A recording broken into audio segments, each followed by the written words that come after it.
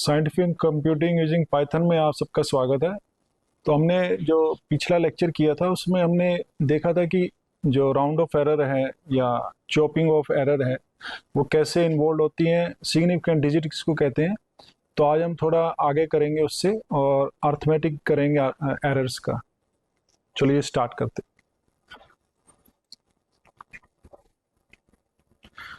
तो पिछले लेक्चर में हमने यहाँ तक किया था, रिलेटिव एरर निकाला था हमने, परसेंटेज ऑफ एरर निकाला था। तो आज हम करेंगे अर्थमेटिक ऑपरेशंस में कैसे एरर जो है वो कैसे इन्वॉल्व होती हैं, बढ़ती हैं, कम होती हैं, ये हमें चेक करना है। तो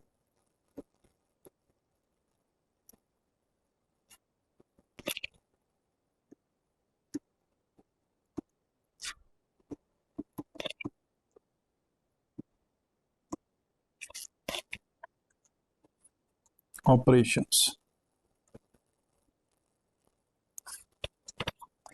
तो इसका मतलब क्या है कि जैसे हमारे पास कोई दो नंबर है, लेट x1 और x2, ठीक है, दो ये हमारे विदा टू नंबर्स, ये नंबर्स है जिसको हमने राउंडेड, जो हमने राउंडेड किया to x1 star and x2 star, ठीक है, रिस्पेक्टिवली। और late epsilon1 and epsilon2 be the corresponding rounding errors, ठीक है, in x1 and x2। तो इसका मतलब क्या हुआ, जो x1 है दैट इज जो equal to x1 plus epsilon1, और जो x2 है x2 स्टार प्लस epsilon2। क्यों? क्योंकि हमें पता है कि x1 माइनस x1 स्टार जो था ये एरर होता है, और हमने ये चेक भी किया कि ये जो एरर है ये राउंडिंग एरर कहते हैं इसको।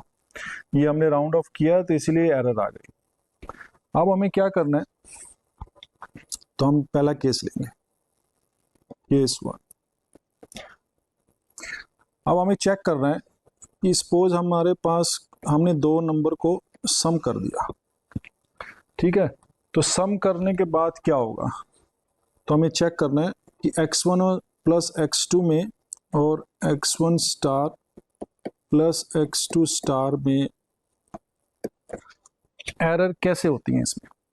क्योंकि हमें पता है कि x1 प्लस x2 जो होगा वो होगा x1 star x2 star plus epsilon1 plus epsilon2। तो हमने यहाँ पर इसको ऐसे लिखा। तो अब हम देखना चाहते हैं कि दोनों के बीच में जो एरर्स हैं वो कैसी होंगी। तो इसको हम ऐसे लिख सकते हैं, x1 minus x1 star plus x2 minus x2 star, और इसको हम फिर लिख सकते हैं x1 माइनस x1 स्टार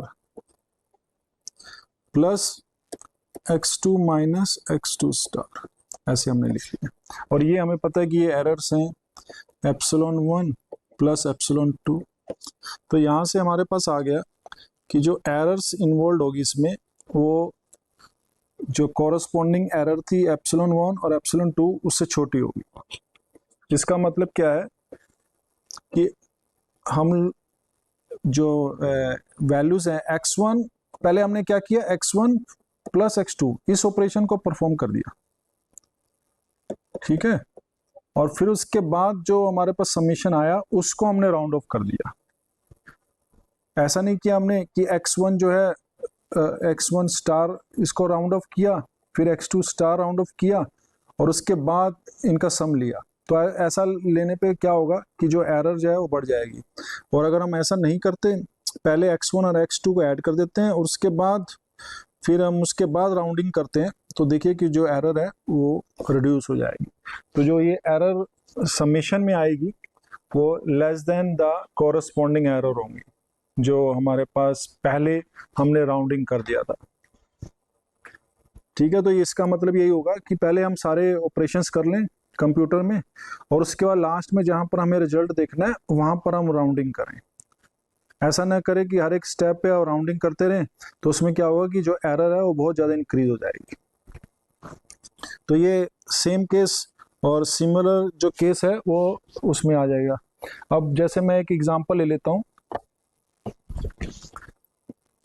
जैसे मैं एक एग्जांपल ले लेता हूँ, मैंने x1 जो है वो हमने सपोज ले लिया 3.45946, ठीक है, और इसको मैंने राउंड ऑफ कर दिया और मुझे मिला सपोज 3.459, ठीक है। तो मैंने 3 डेसिमल तक इसको रखा, तो मतलब 4 डेसिमल प्लेस से मैंने राउंडिंग कर दी इसकी।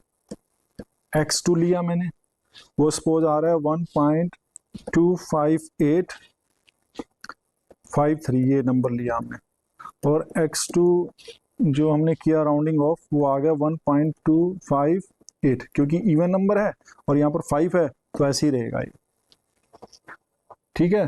तो अब हमने क्या किया, x1 प्लस x2 इन दोनों को सम किया, तो इन दोनों का सम आ गया 4.71799, ये आ जाएगा, ठीक है।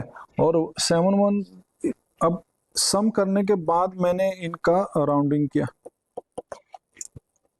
ठीक है, तो मैंने ऐसे इसको राउंड कर दिया, इसको मैं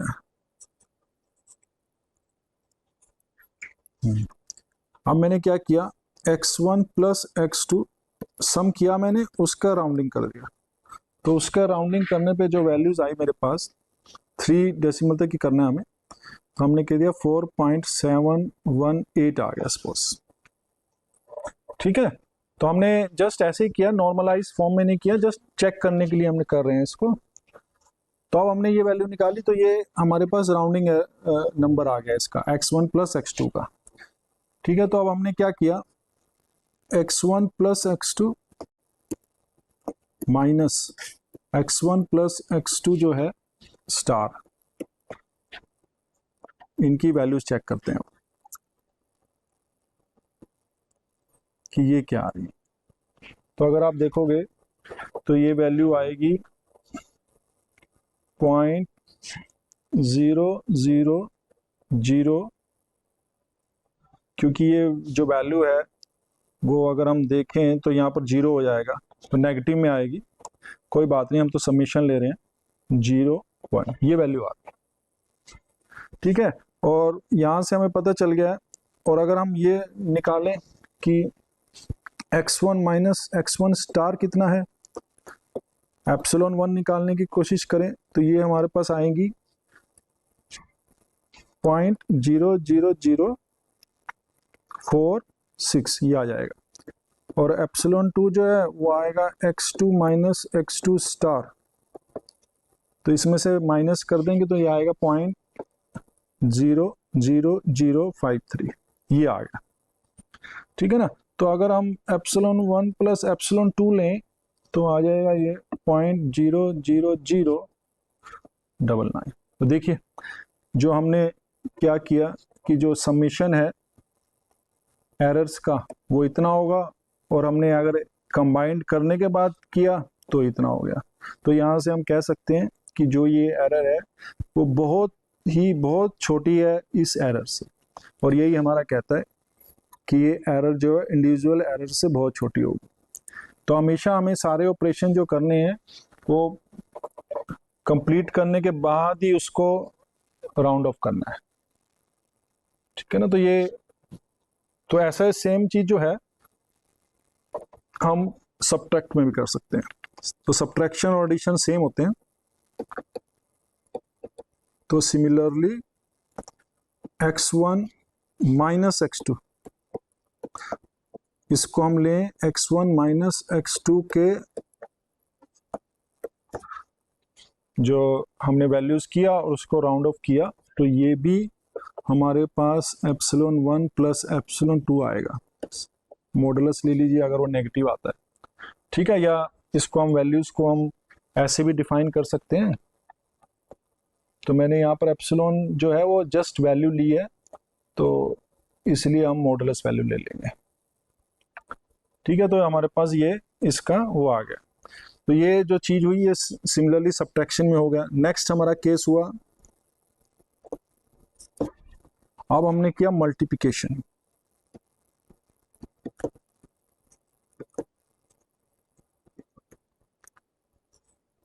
तो मल्टीप्लिकेशन में क्या हो रहा है, अब हम क्या करेंगे, पहले हमने दो नंबर लिए x1 x2, उनको मल्टीप्लाई कर दिया, और उसके बाद हमने तो x1 इंटू x2 करेंगे, तो x1 क्या है, rounding plus error, x2 plus epsilon 2, इसको हम एक्सपेंड कर देंगे, तो ये आ जाएगा x1 star x2 star plus x1 star epsilon 1, sorry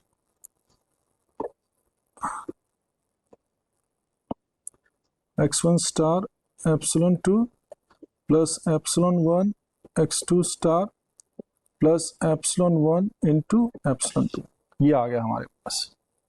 अब देखो ये जो वैल्यूज है एप्सिलॉन और एप्सिलॉन 1 और एप्सिलॉन 2, ये आपस में ही बहुत छोटी वैल्यूज है, और इन दोनों का प्रोडक्ट जो होगा वो बहुत छोटा हो जाएगा।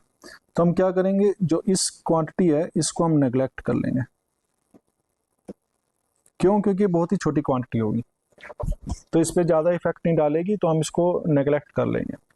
अब हम क्या करते हैं, x1 x2 minus x1 x2 star,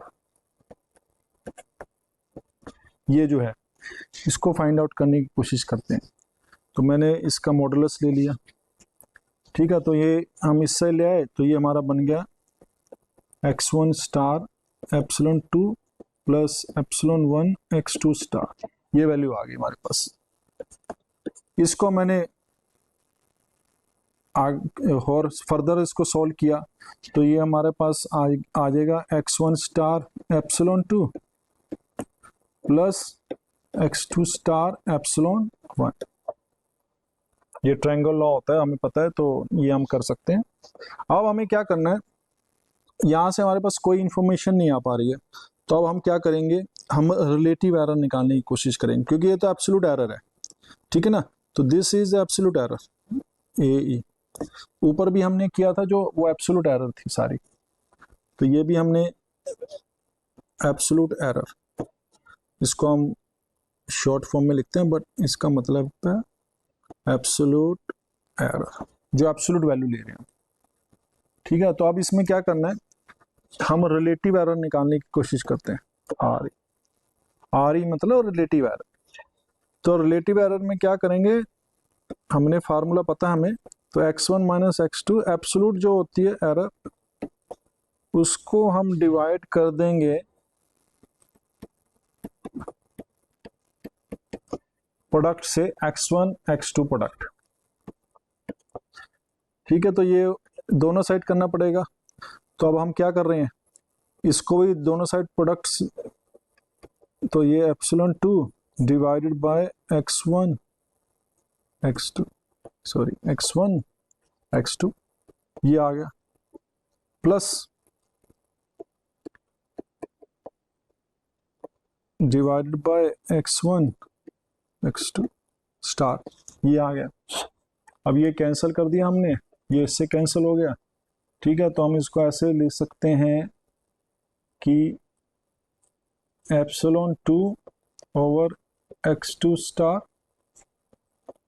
plus epsilon 1 over x1 star. तो ये हमारे पास वैल्यूज आ गई, तो इसको हम ऐसे ले सकते हैं। अब देखिए x1 क्या है, x1 होता है x1 माइनस x1 स्टार, और इसको मैंने x1 स्टार से मल्टीप्लाई कर दिया और डिवाइड कर दिया, sorry, plus x2 minus x2 star, क्योंकि एप्सिलॉन 2 है वो, और इसको मैंने x2 स्टार से डिवाइड कर दिया। तो अब ये पता चल गया हमें। अब ये क्या है, ये रिलेटिव एरर है इन x1 और ये रिलेटिव एरर है x2 में। तो हम यहाँ से लिख सकते हैं कि this will be less than equal to relative error in x1 plus relative error in x2। तो उससे जो है वो लेस होगा relative error in x1 x2। तो हम यहाँ लिख सकते हैं relative error in x1 x2 जो होगा वो लेस देन होगा relative error in x plus relative error in x2। ठीक है, तो इसका मतलब क्या हुआ, मैक्सिमम जो रिलेटिव एरर है of the product of two numbers will be always less than equal to the sum of their individual relative errors. तो ये हमारे पास ये आ जाएगा। तो मतलब क्या है कि पहले हम x1 x2 कर दें, प्रोडक्ट कर दें, कहीं पर हमें मल्टीप्लाई करना है दो नंबर को, उसके बाद जो वैल्यूज आएगी उसको अगर हम वो राउंड ऑफ करेंगे तो वो एरर बहुत कम होगी रादर देन कि हम नंबर्स को पहले ही राउंड ऑफ कर दें और उसके बाद प्रोडक्ट करें। ठीक है, तो ये हमारे पास ये रिलेटिव एरर आ गई। तो ये हमने प्रोडक्ट में कर लिया, ऐसे ही हम डिवीजन में भी कर सकते हैं। ठीक है, तो अगला केस जो आ गया वो डिवीजन का आ गया। तो डिवीजन में हमने क्या किया, x1 divided by x2। Obvious है कि x2 जो है वो 0 नहीं है, तभी हम डिवीजन ले सकते हैं। तो इसको हम लिखेंगे तो इसको ऐसे लिख सकते हैं plus epsilon 1 x2 star plus epsilon 2। ये आ गया हमारे पास। ठीक है, तो अब इसको क्या करना है, इसी को मैं ऐसे करता हूँ, मैं लिखता हूँ x1 स्टार कॉमा ले लेता हूँ, तो 1 प्लस एप्सिलॉन 1 x1 स्टार लिख लिया मैंने, divided by x2 star 1 plus epsilon 2 x2 star, ये कर दिया मैंने। ठीक है, तो अब मैं इसको क्या करता हूँ, x1 star divided by x2 star, ये आ गया, और ऊपर मेरे पास क्वांटिटी बचेगी 1 over epsilon 1 over x1 star, इसको भी ऊपर ले जाता हूं और ये बन गया हमारा एप्सिलॉन 2 x2 स्टार -1 पावर -1। इसको हम एक्सपेंड कर सकते हैं, तो एक्सपेंशन करने पे हमारे पास ये आ जाएगी क्वांटिटी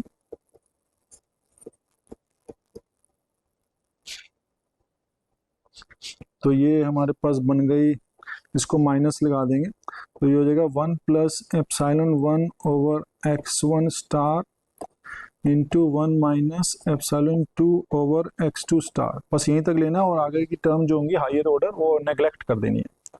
ठीक है, तो यहाँ लिख लेंगे हम neglecting higher power of epsilon 2। क्यों, क्योंकि उसके बाद स्क्वायर आ जाएगा, तो हम उसको नेग्लेक्ट कर देंगे। राइट, तो अब ये आ गया हमारे पास, तो इसको हम एक्सपेंड कर देंगे। तो अब मल्टीप्लाई किया तो हमारे पास ये आ गया x1 star over x2 star, अब ये आ गया 1। ठीक है, प्लस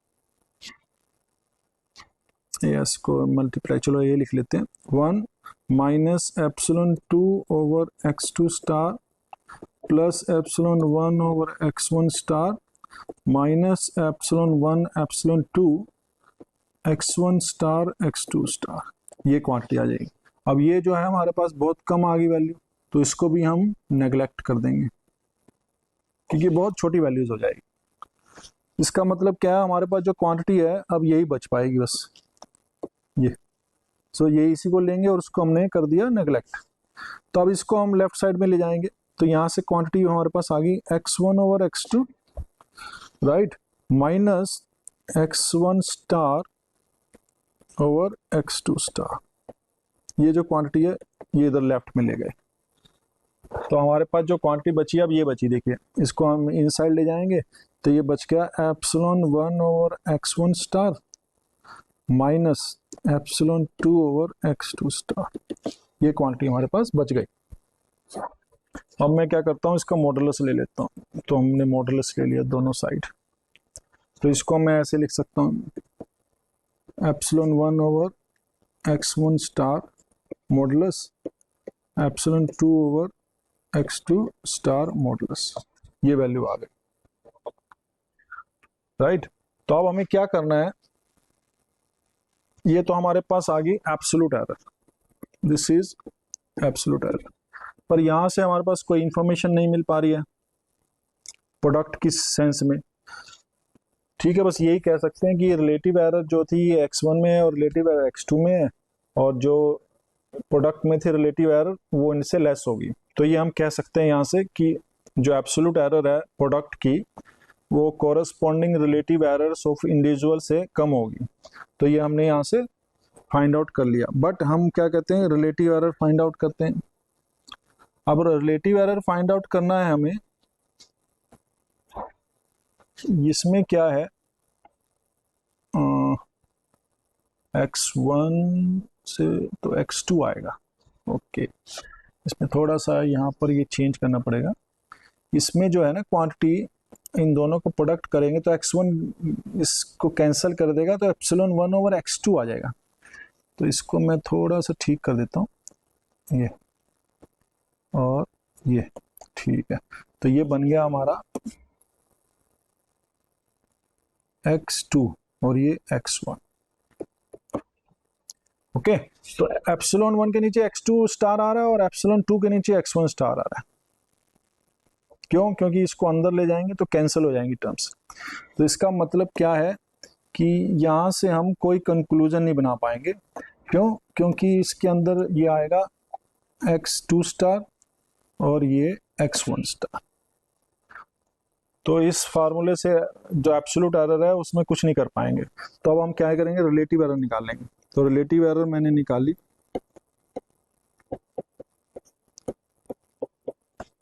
डिवाइड कर दिया मैंने x1 star divided by x2 star से, ठीक है। तो यहाँ दोनों साइड करेंगे। तो अगर हम दोनों साइड करेंगे तो ये पता है कि आपको यहाँ पर x2 से x2 कैंसिल हो जाएगा, तो यहाँ क्वांटिटी आ जाएगी epsilon over x1 star plus epsilon 2 x2 star, ये आ गया। तो इसको करने के बाद अब हमें पता चल गया कि ये रिलेटिव एरर जो थी डिवीजन में वो जो है लेस देन है equal to relative error in x1 and relative error in x2। तो अगर हम एडिशन करें, सब्ट्रैक्शन करें, मल्टीप्लिकेशन करें, डिवीजन करें, तो हमें ये पता चल गया कि जो एरर उसके बाद इन्वॉल्व हो रही है, रिलेटिव एरर ले लें हम, तो वो इंडिविजुअल एरर से हमेशा ही कम पाई जाएगी, ठीक है। तो इस वे से हम जो टर्म्स हैं उसको हम ऐड कर सकते हैं, सब्ट्रैक्ट कर सकते हैं, डिवाइड कर सकते हैं। तो ये जो ऑपरेशंस हैं ये हम ऑपरेशंस अप्लाई करेंगे कि जो कंप्यूटेशन करेंगे ना उसमें हम ये चीज़ें ध्यान में रखेंगे कि जो हम पहले सारा कंप्यूटेशन कर लेंगे, उसके बाद लास्ट में हम राउंडिंग एरर राउंड ऑफ करेंगे पूरे नंबर्स को। अब हमारे पास, तो ये थोड़ा सा मैंने एरर के बारे में बता दिया कि एरर कैसे होती है। ऐसे ही हमारे पास ट्रंकेशन एरर भी होती है।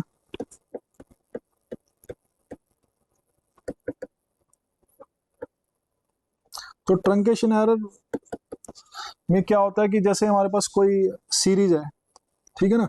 अब मैं किसी फंक्शन एक्सपोनेंशियल को यूज कर रहा हूँ, तो एक्सपोनेंशियल का जो होता है सीरीज वो ये होती है,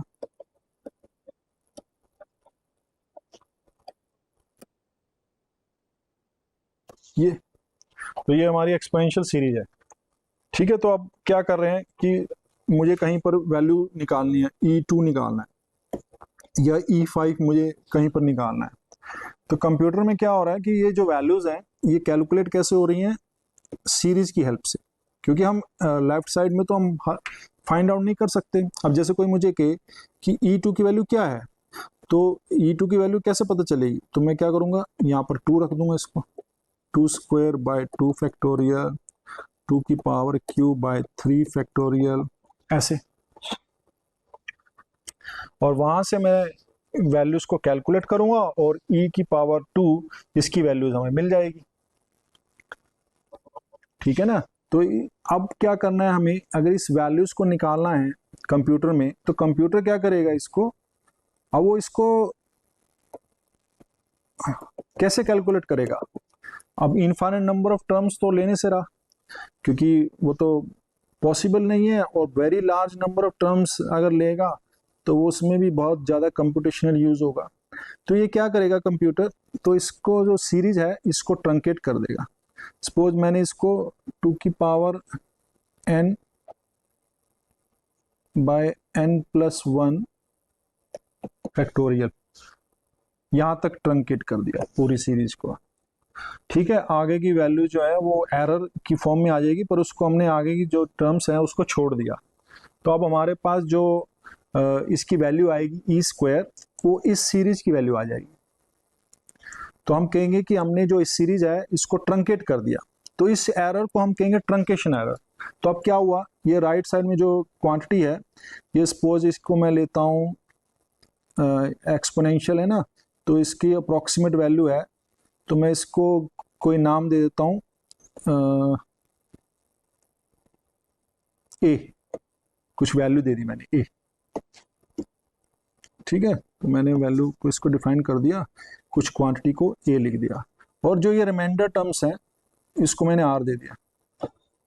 तो अब हमारे पास जो वैल्यूज आ गई वो e square is a plus r. ठीक है, ए जो क्वांटिटी है मैंने फिक्स कर दिया कि मैंने 10 टर्म्स ले लिए हैं या 50 टर्म्स ले लिए हैं, और रिमेनिंग जो टर्म्स हैं वो मैंने एज ए रिमाइंडर बच गया सारा हमारा। ठीक है, तो अब कोई पूछे हमें कि इसमें एरर कितनी आ गई, ट्रंकेशन एरर, तो इसमें ई की पावर स्क्वायर ए, जो ये वैल्यूज है that is equal to the error. ठीक है, तो अगर मॉडुलस वैल्यू ले ले कोई प्रॉब्लम नहीं, तो पॉजिटिव होना चाहिए। तो हम ये कह देंगे कि जो ये आर है इसको हम कह देंगे कि ये हमारी ट्रंकेशन एरर है, तो इसको हम ट्रंकेशन एरर कह देंगे। ठीक है, ऐसे ही हम बहुत बार यूज करते हैं, ट्रिग्नोमेट्रिक फंक्शन यूज करते हैं, साइन एक्स कोस एक्स।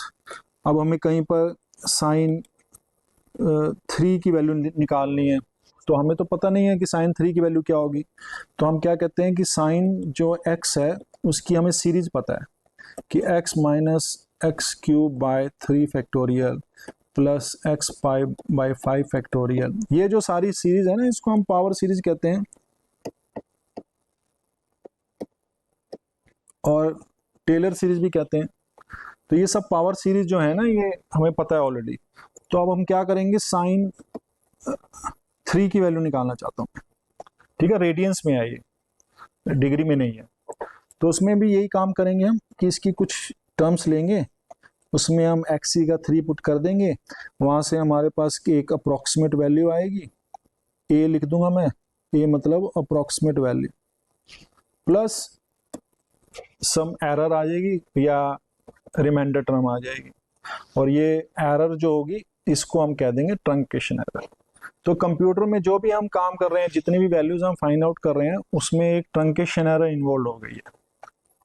ठीक है, तो ट्रंकेशन एरर जो है वो हमेशा जहाँ पर भी सीरीज यूज कर रहे हैं या कोई ट्रांसीडेंटल फंक्शंस को यूज कर रहे हैं, तो उस फंक्शंस की जो वैल्यू निकालनी है फॉर ए, अब ये जो वैल्यूज है एक्सपोनेंशियल है, तो अगर कोई मुझे कहे कि की पावर 0 की वैल्यू क्या होगी, तो वो तो x को 0 पुट करेंगे तो सीधा 1 आ जाएगा, तो इसमें कोई एरर इन्वॉल्व नहीं हुई है।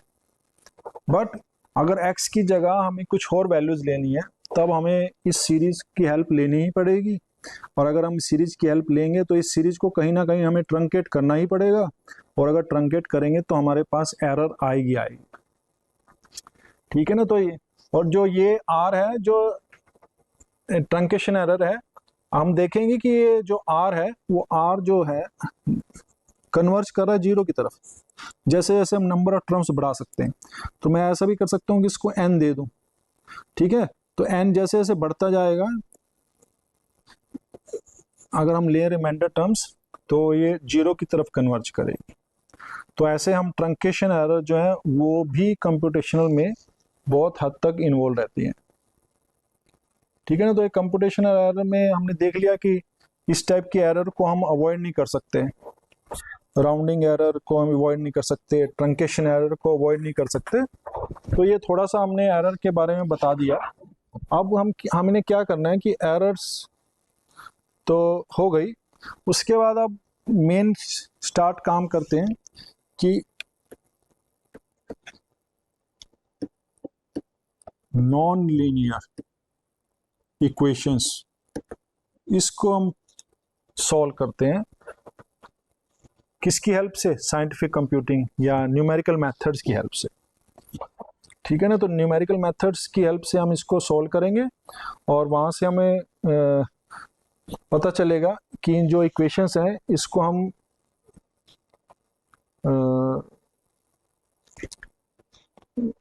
इसका रूट्स निकाल सकते हैं या नहीं निकाल सकते। और अगर हम, जैसे हमारे पास कोई इक्वेशन आ जाए, अब मैं सपोज मेरे पास कोई फंक्शन है F x cube plus x minus one, ये ले लिया मैंने एक फंक्शन, ठीक है। और इसको equation equal to zero put किया तो इक्वेशन बन गई।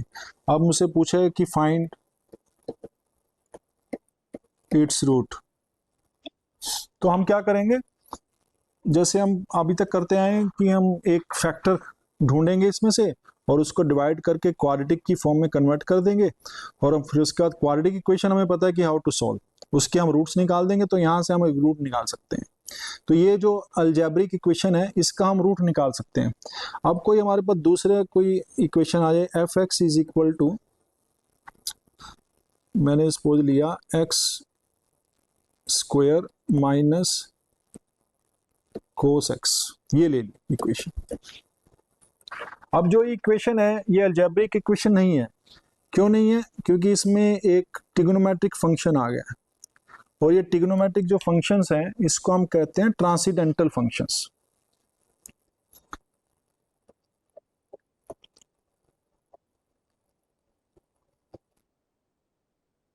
ट्रांसीडेंटल फंक्शंस, तो ट्रांसीडेंटल फंक्शंस वो होते हैं जो पावर सीरीज की फॉर्म में लिखे जा सकते हैं, ठीक है। तो ट्रांसीडेंटल फंक्शन वो होते हैं can be written in power series.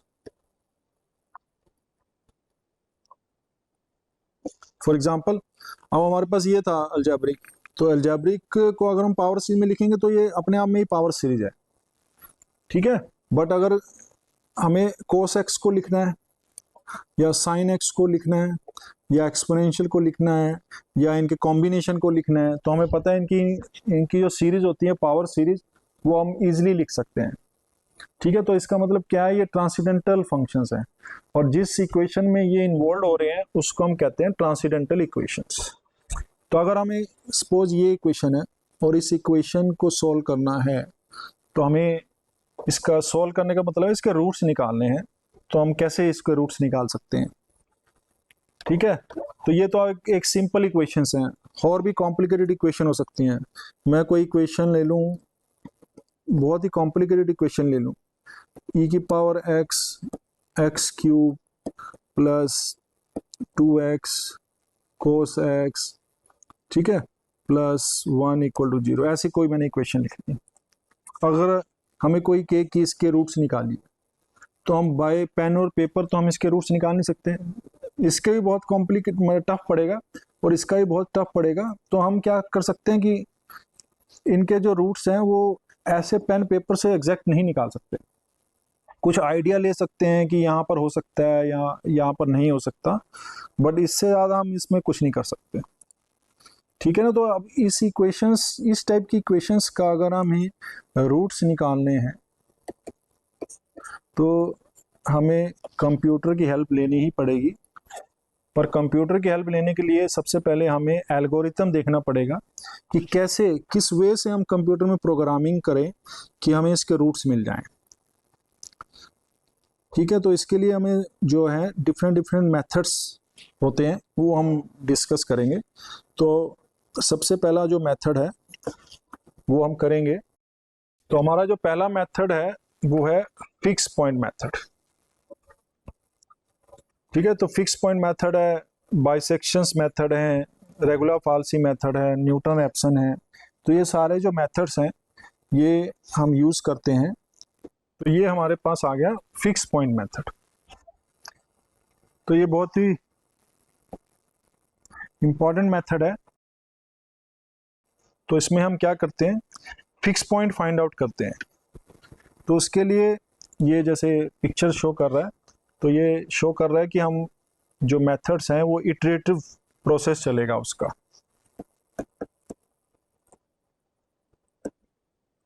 Iterative का मतलब हुआ है कि अब इसके हमें रूट्स निकालने हैं किसी भी equation f x equal to 0 के। तो इसको हम कैसे फाइंड आउट करें इसके रूट्स। तो रूट्स में क्या करना है, हमें फिक्स पॉइंट थ्योरम लगानी पड़ेगी। अब देखते हैं क्या होता है। तो फिक्स पॉइंट इटरेटिव मेथड जो है ये जो न्यूमेरिकल मेथड्स, वो तो पता है हमें टेक्निक है for finding the root of the non linear equation this one.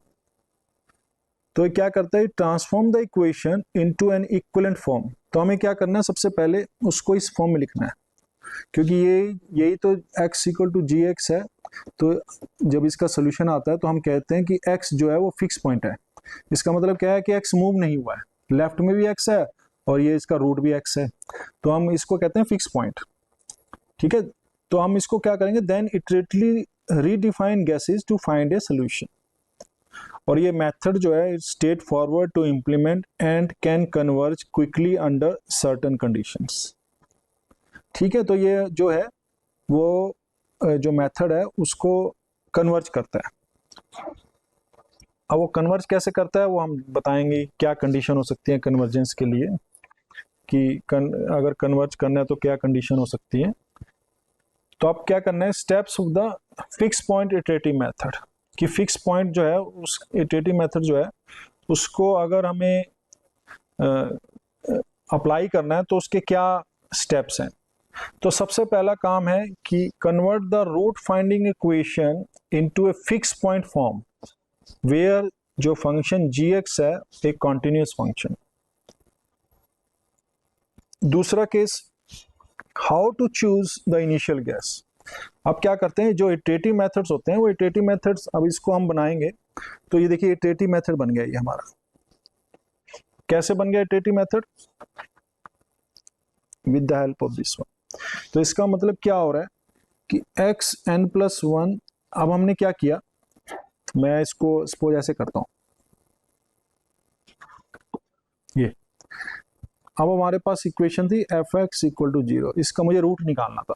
इसको मैंने कन्वर्ट कर दिया कैसे, x is equal to g x की फॉर्म में, ये। तो यहां से मैंने इसको कन्वर्ट कर दिया। यहां से फिर मैं यहां गया, इसको मैंने कंप्यूटर से सॉल्व करना है प्रोग्रामिंग से। तो मैंने इसको एक इटरेटिव मेथड बना दिया, जी ऑफ एक्स एन, वेयर जो n है वो 0 1 2 3 4 ऐसे चलता रहेगा। तो ये इसको इटरेटिव मेथड क्यों बोलते हैं, इटरेटिव मेथड जो होता है वो मतलब अपने आप की जो वो है उसको इम्प्रूव करता रहता है, उसको हम कहते हैं इटरेटिव मेथड। कि जो स्टार्ट करने के लिए हमें इनिशियल गैस चाहिए होता है। तो अब जैसे n 0 पुट करूंगा तो मेरे पास आ जाएगा x1 is equal to g of x0। अब ये x0 जो है ये इनिशियल गैस है जो हम कह रहे हैं, ये इसकी वैल्यू पुट करूंगा, g जो फंक्शन हमारे पास आएगा उसमें वैल्यू पुट करूंगा, वहां से हमें एक न्यू x1 मिल जाएगा। तो अब क्या हुआ, जो रूट है वो पहले हमने x0 अज्यूम किया, वो इम्प्रूव होके x1 बन गया। फिर मैं क्या करूंगा, इसको x1 को पुट किया तो यहाँ पर मेरा x2 आ गया। फिर मैंने x2 को पुट किया इसमें, फिर x3 आ गया। तो अब देखिए जैसे x0 मैंने पुट किया फिर x1 यहाँ पर आ गया, फिर x2 यहाँ पर आ गया, फिर x3 यहाँ पर आ गया। ऐसा ऐसा आप देखिए कि ये फिक्स पॉइंट है बेसिकली, इसको हम फिक्स पॉइंट कहेंगे, ये वाला जो रेड वाला है। तो यहाँ पर हमें पहुंचना है, तो इटरेशन करते जाएंगे और आफ्टर सम टाइम हम यहाँ पर इस पॉइंट पे पहुंच जाएंगे। जो ये लाइन है y=x और जो g है वो दोनों मीट करेंगे, तो ये इस पॉइंट को हम कहते हैं फिक्स पॉइंट कहते हैं। ठीक है, तो ये जो वैल्यूज हैं इसको हम फार्मूला जो है हमारा, ये इटरेटिव फार्मूला ये बन गया हमारा। तो इसको हम कहेंगे iterative formula for fix point method.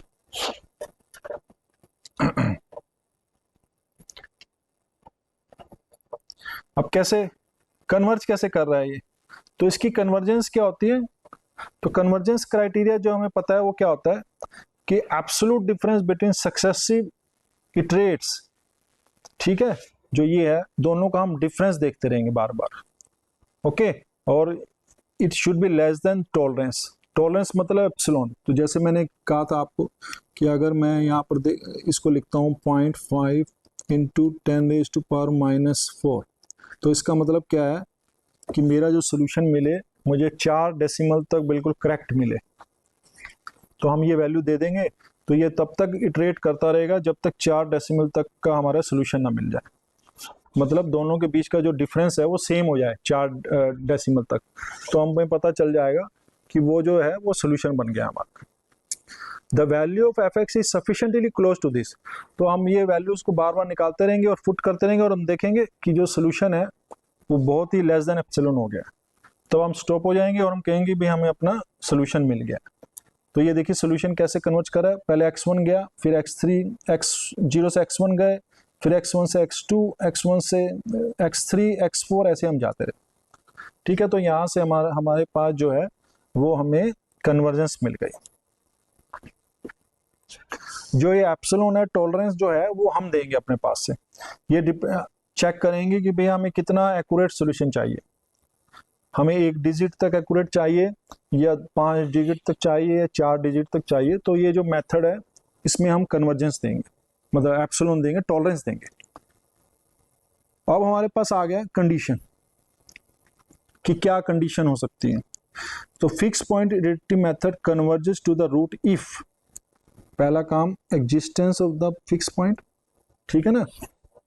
तो फंक्शन है g(x) जो है has a fix point in the interval of interest, जहां पर हमें लगता है कि जो रूट है वहां पर मिलेगा, उस इंटरवल में जो है फिक्स पॉइंट होना चाहिए, एग्जिस्ट करना चाहिए। ठीक है, और दूसरी कंडीशन जो आएगी कन्वर्जेंस की वो है लिप्सिस कंडीशन। इसमें क्या हो रहा है कि फंक्शन g(x) जो है, जो हम इसको कन्वर्ट करके x/gx बनाएंगे, तो इसमें क्या कर रहे हैं, हम ये ले रहे हैं कि जो फंक्शन g(x) है वो डिफरेंशिएबल हो और उसका डेरिवेटिव अगर हम लें तो उसकी वैल्यू है लेस देन 1 हो जाए। ठीक है, for all belongs to a b मतलब जहां पर हमारे पास रूट लाई कर सकता है। So this ensure that the iterates converge toward the fix point. Okay, तो ये जो इनिशियल गेस है वो इस तरह से चूज करते हैं कि इसको सेटिस्फाई करे हमारे डैश को, ये डैश है यहाँ पर। अब फॉर एग्जाम्पल अगर हम ये ले लें, अब हमें क्या करना है, एग्जाम्पल चूज करना है, हाउ टू चूज g(x). भाई g(x) जो है उसको चूज करना है, तो कैसे करें। और पहला दूसरी बात यह है कि जो हमारा इनिशियल गैस है वो हम कैसे लें, कहां पर हम देखें कि हमारा जो इनिशियल गैस है वो लाई करेगा। ठीक है, तो इसके लिए जो हमारे पास थ्योरम होती है, एक थ्योरम होती है इंटरमीडिएट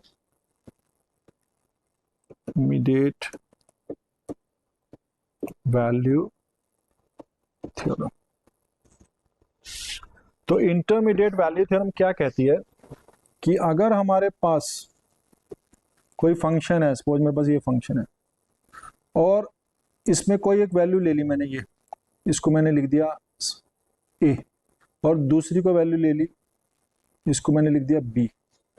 ठीक है, तो a पर ये फंक्शन की वैल्यू है f(a), यहाँ पर फंक्शन की वैल्यू है f(b), तो मैंने क्या किया, मैंने देखा कि F A into F be in जो आपस में प्रोडक्ट करें ये नेगेटिव आएगा।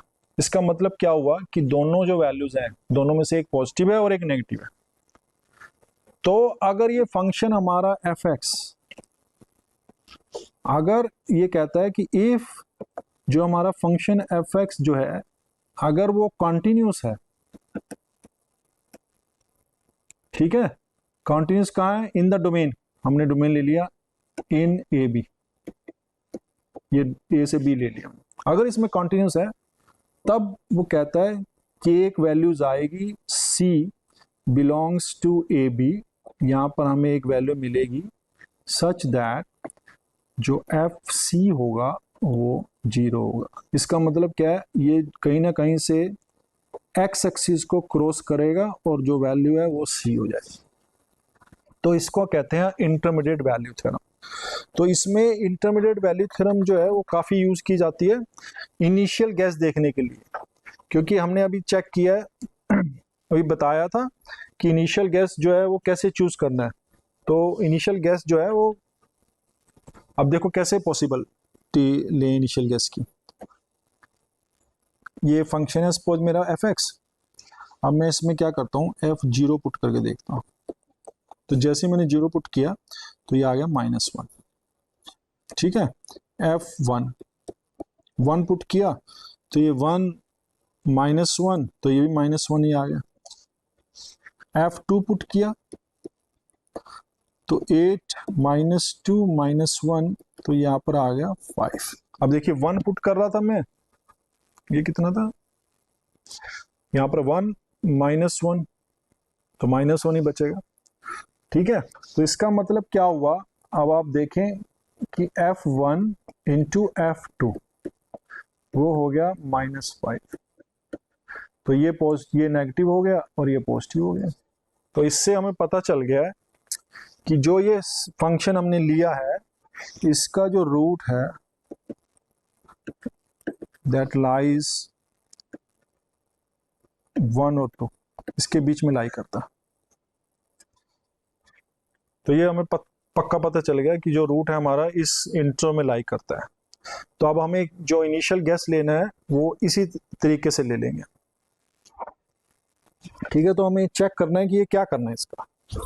अब हमें क्या करना है कि इस फंक्शन को फिक्स पॉइंट इटरेशन से सॉल्व करना है। तो इसके लिए हमें इसको x इंटू जी एक्स की फॉर्म में बनाना पड़ेगा। अब कैसे बनाएंगे इसको, तो ये पॉसिबल है। देखो मेरा एफ एक्स जो था वो ये है x³ -x -1 इक्वल टू 0। तो हमने किसी ने कहा कि ये ले लेते हैं, इसको मैं ऐसे लिख लेता हूँ x is equal to x³ -1 और x को उधर ले गया तो ये बन गया हमारे पास। और मैंने यहाँ से कहा कि चलो gx जो है वो हम x³ -1 ले लेते हैं, ठीक है। तो अब g डैश देखते हैं क्या होगा, ये आ गया 3x² आ गया इसका डेरिवेटिव, राइट। तो ये जो वैल्यूज है ये पॉजिटिव आएगी। और अगर मैं इस इंटरवल की बात करूं तो अगर 1 भी पुट करूं x तो ये 3 आ जाएगा, ठीक है। तो ये जो है ग्रेटर देन 1 होगा। मेरी तो कंडीशन ये थी कि जो है वो लेस देन 1 होना चाहिए तभी वो कन्वर्ज करेगा। तो इसका मतलब क्या है कि ये तो हम नहीं ले सकते।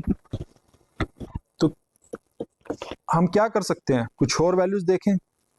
अब मैं क्या करता हूं, इसको x जो है इसको मैं लिख ले रहा हूं, ऐसे ले लेता हूं, चलो 1 + x की पावर 1/3 ऐसे लिख लिया मैंने, ठीक है। तो हमने देखा कि चलो ऐसे ले लेते हैं। तो ऐसे देख के क्या करते हैं, देखो अगर मैं इसको जो डेरिवेटिव है इसको मैं अगर ऐसे लिख लूं तो डेरिवेटिव हमारा ये gx बन गया। gx ये बन गया हमारा। तो अगर मैं इसका डेरिवेटिव लूं तो क्या हो जाएगा, 1/3 1 + x -2/3 × 1। तो ये बन गया हमारा 1/3 तो 1 प्लस एक्स की पावर 2/3।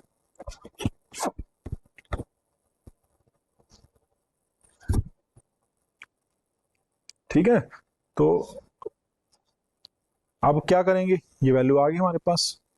अब हमें चेक करना है कि सपोज अगर मैं 1 पुट कर दूं इसमें तो 2 आ गया यहाँ पर, ठीक है, या 2 पुट कर दूं 3, तो ये जो क्वांटिटी है ये लेस देन 1 बन रही है। ठीक है, तो अब हम क्या करेंगे, इसको मैं अपनी इटरेटिव स्कीम मान लूंगा और मैं कहूंगा कि भैया x is equal to 1 plus x 1/3 मैं चूज कर रहा हूँ, और जो मेरा gx है, तो मैं इस gx को यहाँ पर चूज कर लूंगा कि ये, ताकि इसको मैं यूज कर सकूं। ठीक है, तो अब ये जो क्वांटिटी है ये आ गई। अब मुझे क्या करना है, मैंने अभी बताया कि जो ये वैल्यूज है,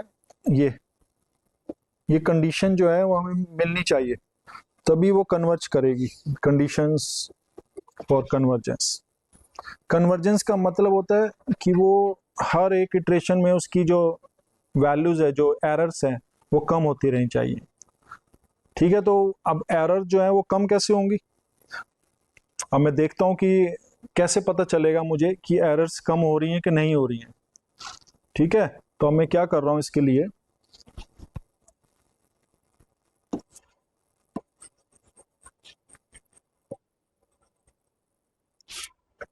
ये, तो अब सपोज जो f था हमारे पास उसका एक कोई रूट है, तो हमारे पास आ गया कि let x is equal to g x हमने लिख लिया, सच दैट कि alpha is becomes equal to g alpha. इसका मतलब क्या है कि alpha is the fix point. Fix point का मतलब क्या है कि f ऑफ अल्फा जो है वो 0, वो रूट बन गया इसका। ठीक है, तो हमने क्या किया कि उसको पहले x equal to g x की फॉर्म में बना लिया और वहां से फिक्स पॉइंट निकल गया हमारे पास। ठीक है, अब हमें ये भी पता है कि इटरेटिव मेथड बनाने के लिए हम क्या करते हैं, इसको n+1 लिख दूंगा और ये आ गया g ऑफ xn, ये आ गया, राइट। तो हमें ये भी पता है, चलो मैं इसको सब्ट्रैक्ट कर देता हूं। अब हमारे पास कहीं पर भी एरर लेनी हो ना, तो हम एरर को ऐसे लिख लेते हैं, epsilon error is alpha minus x n. किसी भी जगह पे अगर एरर कैलकुलेट करनी है तो ये एरर हो गई, क्योंकि अल्फा एक हमारा रूट था, उसमें हम एरर ऐड करेंगे तो हमारे पास एक्सन आ गया। तो अब मैं क्या कर सकता हूँ, इसमें से ये सब्ट्रैक्ट कर दूं तो ये बन गया alpha minus x n plus 1 g of alpha minus g of x, ये बन गया। अब मैं ऐसे लिख सकता हूँ एप्सिलॉन n+1। तो जैसे मैंने इसको लिखा, ये आ गया मेरा g ऑफ अल्फा माइनस, अब g ऑफ एक्स एन लिखना है मुझे, तो अब मैं इसको ऐसे लिखता हूँ, ये यहां से, तो यहां से हमारे पास क्या आया, g ऑफ अल्फा, इसको मैं जो फंक्शन है मेरा डिफरेंशियल फंक्शन है, और मैं इसको क्या करता हूँ कि मान लेता हूँ कि ये पावर सीरीज में एक्सटेंड हो गया, तो मैं इसको टेलर सीरीज से लिख सकता हूँ g of alpha minus epsilon n g dash alpha.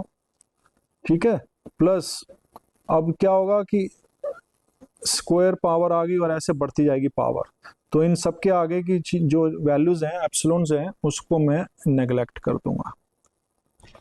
तो यहां से हमारे पास आ गया कि एप्सिलॉन n+1, इसको हम अब देखिए जी अल्फा और जी अल्फा ये कैंसिल हो जाएंगे, तो अगर आप देखोगे कि यहाँ पर हमारे पास क्या क्वांटिटी मिली, तो हमें मिला जी डैश अल्फा एप्सिलॉन, ये मिल गया हमें। अब आप देखिए एप्सिलॉन एन था जो हमने एरर निकाली nth स्टेप पे, ये हमने एरर निकाली nth स्टेप पे। नेक्स्ट वाले जो स्टेप है उस पे जो एरर है मैं चाहता हूं कि वो कम हो जाए, तो अगर इसकी वैल्यूज कुछ भी आई और मैं चाहता हूं कि ये लेफ्ट साइड की वैल्यू से कम हो, तो ये तो तभी पॉसिबल है कि फॉर, अगर मैं चाहूं फॉर फाइंडिंग और फॉर हैविंग, या मैं इसको ऐसे लिख देता हूं, इफ जी डैश अल्फा, ये नेगेटिव भी हो सकता है पॉजिटिव भी हो सकता है, तो इसलिए मॉडल्स लेते हैं। अगर ये लेस देन 1 है, विच इम्प्लाइज जो एप्सिलॉन की पावर n प्लस 1 है वो हमेशा ही एप्सिलॉन n से कम होगी। तो क्या होगा, इस स्टेप पे जो एरर थी अगले स्टेप पे वो रिड्यूस हो गई। ठीक है, तो यहां से हमें पता चल गया कि ये जो मेथड है वो कन्वर्ज करेगा। ठीक है, तो इसे हम कहते हैं लिप्सिस कंडीशन और द सफिशिएंट कंडीशन। तो ये सफिशिएंट कंडीशंस है कि अगर हमने अपना जी एक्स ऐसा चूज किया कि जो ये इसको सेटिस्फाई कर रहा है, ठीक है, तो वो ऑटोमेटिकली कन्वर्ज करेगा और हमें रूट मिल जाएगा। हमने थोड़ी सी एरर्स जो है उनके अलजेब्रिक कि अगर हम सम करें डिवीज़न करें तो वो कैसा बिहेव करती है, और इसके बाद हमने चेक किया कि अगर हमारे पास नॉन लीनियर इक्वेशन है और उनके रूट्स निकालने हैं तो हम कैसे रूट्स निकाल सकते हैं with the help of finite fix point method. और फिक्स पॉइंट मेथड हमने डिस्कस किया कि उसकी सफिशिएंट कंडीशन क्या है। तो अब अगली क्लास में हम इससे रिलेटेड पाइथन प्रोग्रामिंग करेंगे और दूसरा कोई मेथड जो है बाइसेक्शन मेथड उसको डिस्कस करेंगे। तो इसको देखने के लिए आपका धन्यवाद। नमस्कार।